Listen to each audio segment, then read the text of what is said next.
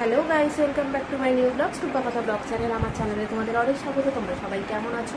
আশা করছি ভালো আছো। আমি টুম্পা নিয়ে চলে এসেছি তোমাদের সামনে প্রতিদিনের মতো নতুন একটা ব্লগ।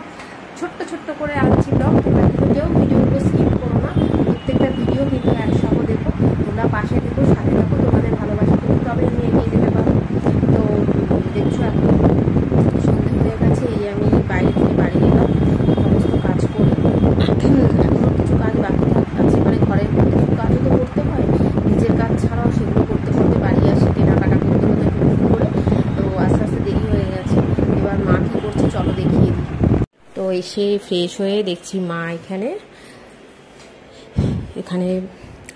মা কচুরি বানাচ্ছে। অনেক দিন পর কচুরি হয়েছে। শরীরটা খারাপ ছিল যার জন্য কিছু করতে পারেনি। মায়েরও শরীর খারাপ ছিল যার জন্য কচুরি অনেক দিন পরে হতে, যদিও এখন কড়াইশুঁটি প্রায় মার্কেট থেকে উঠেই গেছে, তাও আমাদের আনা ছিল বাজার থেকে, যার জন্য করে ফেলছে। এই দেখো,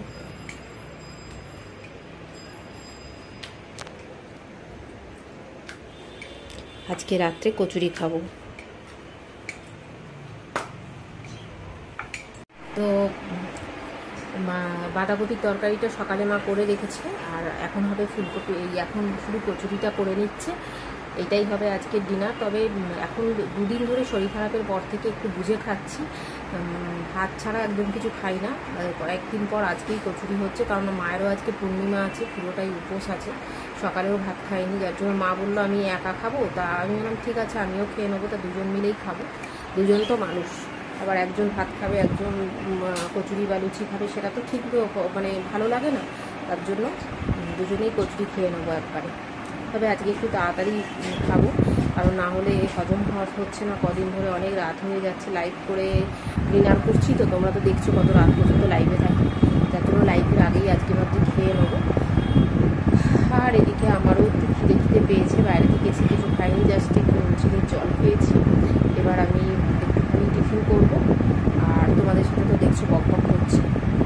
আর শরীরের কথা যদি বলতে চাও তো শরীর মোটামুটি আছে, এইভাবেই কাটিয়ে যাচ্ছে। গরমটাও পড়েছে, তার মধ্যে ভিডিও চলছে, হোলি শ্যুট চলছে। হোলি শ্যুটে খুব কষ্ট হয়, আবির টাবিরের ব্যাপার থাকে বলে। তার মধ্যে কাজের ফাঁকে ভিডিওগুলো শুরু করছি, রাত্রে জেগেই করছি, এই হচ্ছে কথা।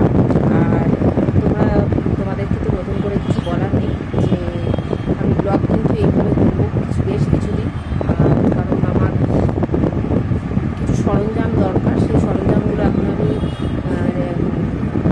মানে কী বলবো, নিয়ে উঠতে পারি না। সেই সরঞ্জামগুলো এসে গেলে আমি মোটামুটিভাবে তোমাদের ব্লগ ভিডিওটা দিতে পারবো ডেলি।